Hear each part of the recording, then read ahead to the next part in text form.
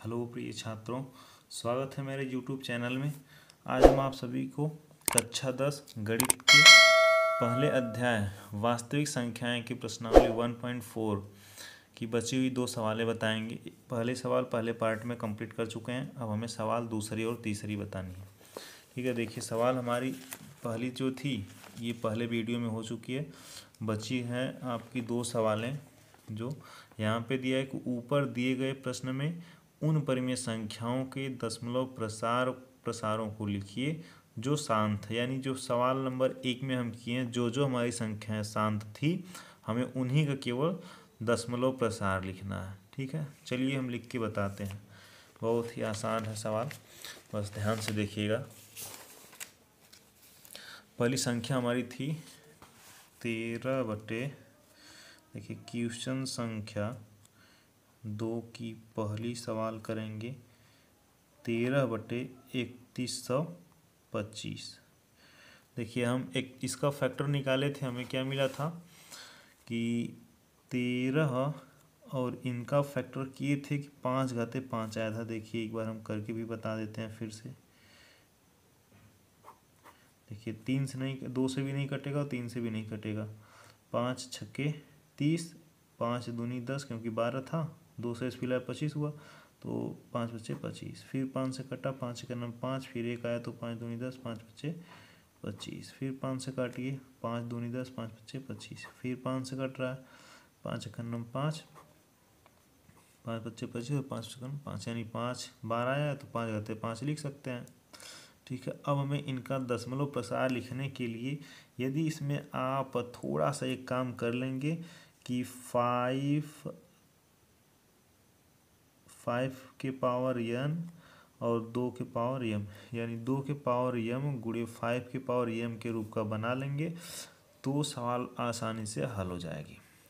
यानी कहने का मतलब है कि अगर हम इसमें 2 घाते 5 और 2 घाते 5 से ऊपर नीचे गुणा कर दें तो ये आसानी से हल हो जाएगी। वो भी बता रहे हैं कि क्यों, रीज़न क्यों ये करेंगे हम। ठीक है, और एक चीज़ देखना है, 2 घाते 5 क्यों किए, ये जो हमारी अगली संख्या रहेगी इनके रूप की जो भी संख्या, अगर ये दिया है तो ये वाले को ऊपर नीचे गुणा करेंगे, अगर ये वाली संख्या दी है तो ये वाले को ऊपर नीचे गुणा करेंगे, और उन्हीं घात से जो पहले से उसमें है। ठीक है, ये 5 घाते 5 था, इसलिए 2 घाते 5 ऊपर नीचे हम गुणा किए हैं। चलिए देखिए, अब ये हो जाएगा हमारा 13 गुणे, और 2 घाते 5 आपका होता है 32। देखिए 2 दूनी 4, 4 दूनी 8, 8 दूनी 16, 16 दूनी 32 होता है। और ये तो आप देख ही रहे हैं कि इसी का था, तो 3125 ही रहेगा और इसमें 32। अब देखिए ऊपर वाले का गुणा होगा तो ऊपर वाले का गुणा करेंगे तो हमारा क्या आएगा। अभी आप गुणा किए थे 416 आया था, पहली सवाल में गुणा कर चुके हैं, 416 आया था। ठीक है, सॉरी पहली सवाल में गुणा नहीं हुआ था, हम गुणा किए थे, तो ये 416 आया था। और इन दोनों का गुणा करेंगे तो ये आपका आएगा 1 लाख। आप गुणा करके देख लीजिएगा, इन दोनों का गुणा आपका आएगा 1 लाख, और ऊपर वाला जब गुणा करेंगे तो 416 आएगा। ठीक है, देखिए 13 दूनी 26 की 6 होता है, 13 3 39, और 39 2 आपका 41 होता है। अब देखिए हमें इनका भाग देना है, बस आप 1-2 सवाल अच्छे समझ लो, हम सब सवाल बताएंगे ही नहीं, क्योंकि सवाल बहुत ही आसान है, इसमें ज़्यादा कुछ नहीं करना है। और सवाल में पहले भी बोल दिया है कि जो शांत हैं, तो पहले तो आप पता कर चुके हैं कौन सा शांत है और कैसे हैं क्या है। ठीक है, तो आपको बस दशमलव प्रसार लिखना है जो शांत है, तो दशमलव प्रसार कैसे लिखा जाता है वो संख्या देख लो। देखो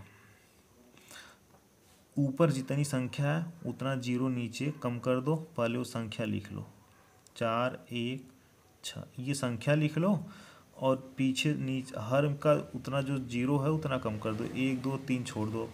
अगर ऊपर संख्या रहती तो एक और संख्या घटाते, लेकिन 3 जीरो हटने के बाद बचा 2 जीरो, तो भाग देने के लिए ऊपर और संख्या है नहीं, यानी इनके आगे 2 जीरो लग जाएगा। फिर हम लगा देंगे क्या, दशमलव, यानी इसके आगे आप इनकी सुंदरता बढ़ाने के लिए जीरो भी लगा दीजिए, यानी 0.00416 ये हमारा हो जाएगा। ठीक है, अब चलिए एक सवाल हम आपको और बता देते हैं। सवाल नंबर 2 था, सवाल नंबर 2 उसमें था 17/8। ठीक है। 17/8 भी हमारी संख्या क्या थी, शांत थी। क्यों? क्योंकि ये भी 2 घाते, ये आज आपका 2 घाते 3 होगा। देखिए 2 दूनी 4, 4 दूनी 8। ये भी संख्या शांत थी क्योंकि इसमें हम क्या किए थे, ऊपर नीचे 0 से, यहाँ पे हम ऊपर नीचे किससे गुणा करेंगे, देखिए 2 घाते 3 है तो हम बोले इन्हीं की घात से, जो अगर 2 दिया है तो 5 वाली का गुणा करेंगे, यानी 5 घाते 3 गुणे 5 घाते 3 का गुणा करेंगे तो ये आपका कितना आएगा,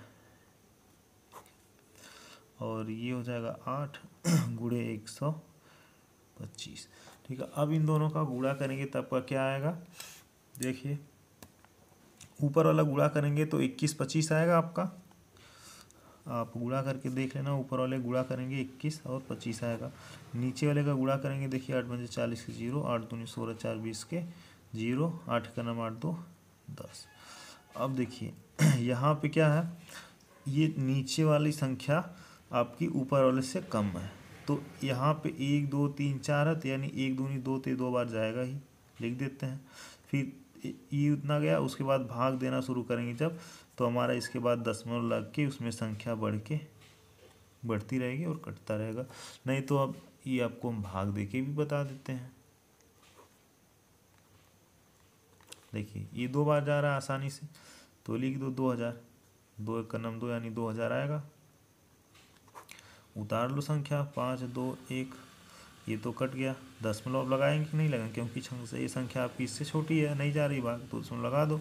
अब इससे बड़ी हो गई तो अब एक बार जाएगा, 1000 जाएगा एक बार में। फिर 0 उतार लो, 5 उतार लो, 2 उतार लो, 1 0 बढ़ा लो क्योंकि दशमलव लगा है।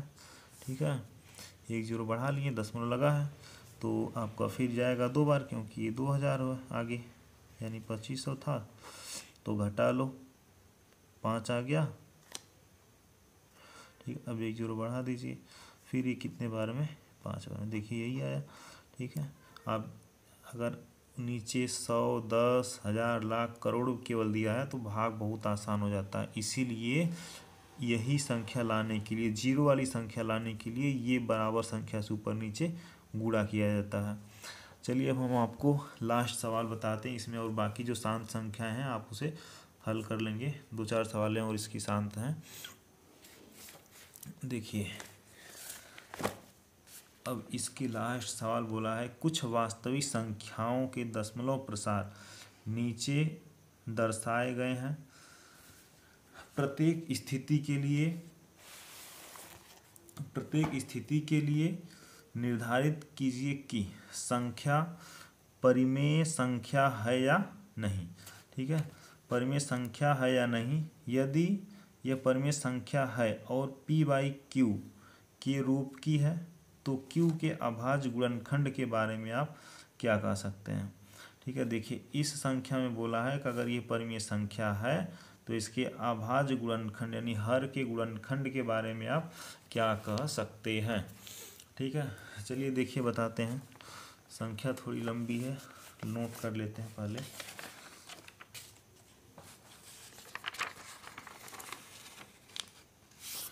देखिए संख्या हमारी है 4 3.1 2 3 4 5 6 7 8 9 तक है। ठीक है, चलिए देखिए इस संख्या में पूछा है कि ये परिमेय, आपको बताना यह परिमेय संख्या है कि नहीं। देखिए एक चीज़ कंफर्म है कि यह परिमेय संख्या है। क्यों? क्योंकि इसका दशमलव प्रसार निश्चित है, यानी ये यहाँ तक आके वह संख्या समाप्त हो गई है, यानी टर्मिनेटिव संख्या है, समाप्त संख्या है यह। अगर समाप्त संख्या है तो ये परिमेय संख्या 100% होगी। तो आप इसे लिखेंगे, इस संख्या का दशमलव प्रसार निश्चित है, इसलिए यह परिमेय संख्या होगी और इसका हर भी 2 घात यम और 2 घात यम और 5 घात यन के रूप का है। ठीक है, यानी ये 2 घात यम 5 घात यन के रूप का भी है। ठीक है, इसलिए ये आपकी क्या होगी, परिमेय संख्या होगी। ठीक है, और एक चीज़ ये बताओ, ये बिना गुणा किए आप कैसे पता चला कि नहीं 2 घात यम और 5 घात यम के रूप का हुआ। तो ये क्यों हुआ, क्योंकि ये परिमेय संख्या है और ये शांत है। ये शांत यानी यहाँ पे आने के बाद पूर्ण रूप से यह समाप्त हो गई यानी कट चुकी है, इसलिए ये परिमेय संख्या है। और इनमें जो है यम और यन का मान भी आपका धनात्मक ही होगा, ऋणात्मक नहीं होता। ऋणात्मक होगा तो परिमेय संख्या होगी ही नहीं। ठीक है, चलिए इसकी अब अगली संख्या देखिए। आपकी दूसरी संख्या लिखने की कोई ज़रूरत नहीं, हम बोल देते हैं, आप समझ लीजिए। ये नॉन टर्मिनेटिव संख्या यानी कहीं पे इसका कोई अंत नहीं है, ये बढ़ती जाएगी, इसका कोई अंत नहीं है। इसलिए सीधे सीधे कहेंगे इस संख्या का कोई निश्चित अंत नहीं है, यानी यह संख्या का प्रसार निश्चित नहीं है। यानी दूसरी संख्या का आप लिखेंगे इस संख्या का दशमलव प्रसार निश्चित नहीं है, इसलिए यह अपरिमेय संख्या है। ठीक है, यह परिमेय संख्या आपकी नहीं होगी। इसका कोई रीजन आपको नहीं लिखना, बस रीजन ये है कि यह परिमेय संख्या नहीं है क्योंकि इसका दशमलव प्रसार अनिश्चित है, ये बढ़ता जा रहा है, पॉइंट पॉइंट लगा यानी पता नहीं कहाँ तक जाएगा।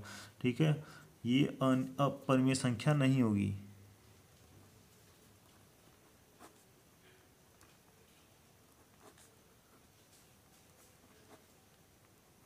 परिमेय संख्या नहीं है, रीजन आप वही लिखेंगे क्योंकि इसका दशमलव प्रसार निश्चित नहीं है।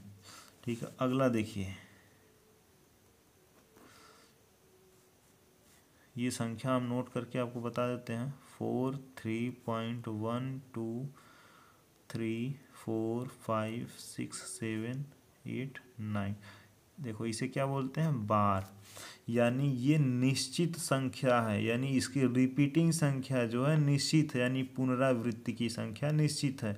तो आप यह कहेंगे कि यह परिमेय संख्या है।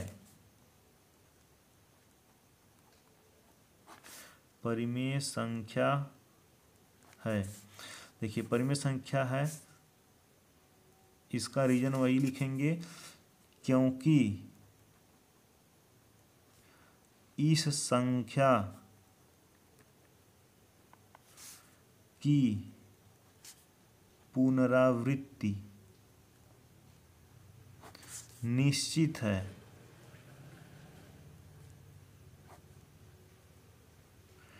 यह परिमेय संख्या क्योंकि इस संख्या की पुनरावृत्ति निश्चित है। Thank you for watching my video. Please like share subscribe ज़रूर करिएगा।